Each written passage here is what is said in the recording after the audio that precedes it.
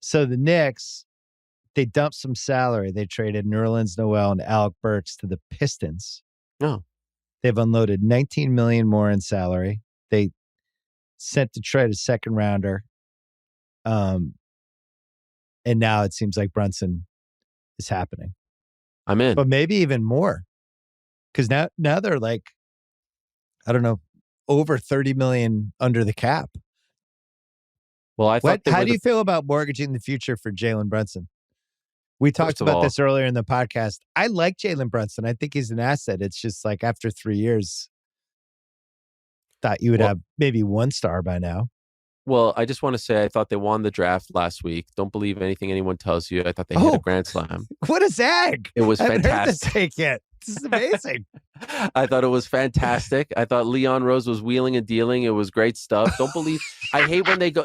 It's so lazy. Oh, let's go to Stephen A. crying about that. No, enough of this crap. All right. There's a bigger picture. Clearly, something is happening here, and we just need to be a little patient. All right.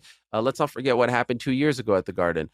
I'm all in on Brunson. I think he's fantastic. I think he has, he has tremendous potential. He has not nearly hit his ceiling. Of course, I remember his father, the great Rick Brunson, back in the 90s. Yeah. 15th, 12th man of the Knicks days, back then. They've recently hired him. So that felt like a sign of things to come, right? Yes. We haven't had a point guard in God knows how long. Of course, we thought that Kemba was going to be the guy. I don't know. All you have to do is ask any Boston fan who watched him for the previous couple of years. I'm trying to think who's your last point guard that you felt awesome about? Well, you're always getting people like at the tail end of their careers, yes, or the Stephon Marbury who's supposed to be the savior and they're not. Hated that Chris Childs, trade. Greg Anthony. Chris Childs was good, by the way. Don't hate Chris Childs in '99 was good. He was tremendous. Yeah, punch Kobe. Listen, I did think that Kemba was going to turn back the clock. Like it's there. The tweets are there. I really did believe that it was going to work out. Unfortunately, it didn't. We can't forget about the great Jeremy Lin. That was tremendous. Yeah, that was a nice two-month run. No, but he was amazing. That was really fun. I'll never forget it. It was like the happiest 2 weeks of my life. No, I mean, Charlie Ward, Mark Jackson there. I mean, it's been a long time. Rod Strickland prior to that. Like we Rod Strickland was good. Mo Cheeks here. Mo Cheeks, yeah. They probably gave up on Jackson a little too soon. Cerruti did a tweet from Ryan McDonough. The Knicks have the most cap space in the league right now. And Ryan McDonough thinks it's likely they get Brunson and another free agent in the 10 to 15 million range. They also might be able to dump one more person and try to get two free agents. I wonder if they're thinking DeAndre Ayton. Yeah. I mean, he's not bad. I don't like the way it ended over there. Listen, anyone who's butting heads with Monty Williams, who I think is like one of the greatest human beings. It's not a great side. To me, it's a red flag. I'll just say this, like getting rid of that Nerlens contract was, a massive blunder. Don't like that deal at all. Burks had a nice run 2 years ago. Last year, he sucked.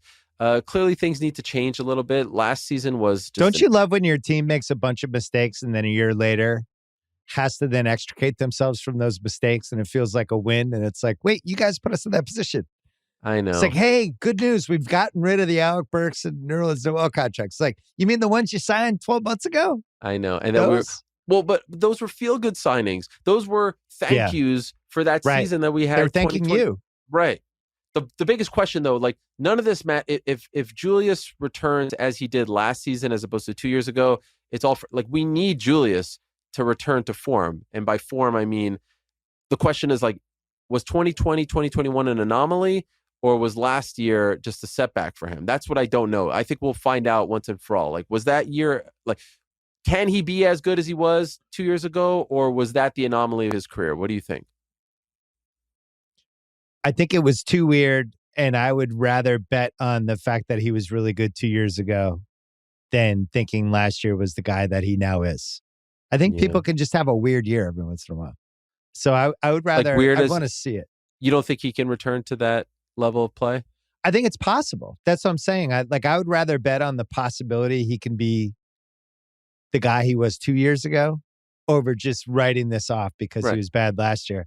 With that said, if the Lakers offered me Westbrook and a 2029 protected first for Randall and I could just get out of the Randall deal and have a clean slate a year from now, I would think about it. God, I'd think about nothing it. to do with Westbrook. Nothing to do with Westbrook, Kyrie, none of these guys. Well, Kyrie's different. Yeah, that now you're ruining your, he's a chemistry murderer. Right. He's not even a chemistry killer. He's a murderer, because I think murder has stronger connotations. He's a chemistry murderer. Who would you rather be right now? Leon Rose or Sean Marks? Well, Sean Marks still has KD, who's still one of the best 5 players in the league. Yeah, but you got the murderer on your squad. The chemistry but you can chemistry murderer. You can still trade in February. You have Ben Simmons, who at least has trade value. Worst case scenario. You have Seth Curry. You have Joe Harris. You have Steve Nash, who I think still is a good coach. I'd still rather be the Nets. Really? From a roster standpoint. Yeah. Because you guys have Brunson. RJ Barrett, quickly. Maybe Randall. Toppin. I like Toppin. He made some strides. Yeah, it's tough. I mean, Durant, I think, is still a trump card. Worst case scenario, you could trade Durant for like a shitload of stuff. If it really Can I give you my biggest basketball hot take, which you won't care about, but I just want to say it for the record. The Canadian men's basketball team is going to win a medal in 2024. I was looking at them. They're really loaded. That squad? They have like a 9-man rotation now. It's incredible. Jamal Murray. Who was the guy in this current draft who was secretly Canadian? Mathurin from Arizona. Got drafted by the Pacers from Montreal. That should be a website. Secret Canadians. People you just don't realize are actually Canadian, and then all of a sudden they're on the Canadian national team. These guys are great. Clark, Dylan Brooks didn't show up, but RJ Barrett. We got the Kelly Olynyk's of the world, but like this. But Kelly Olynyk, that's a good Olympic player. Yes. Gilgeous-Alexander. Yeah, your team's loaded. Lou Dort.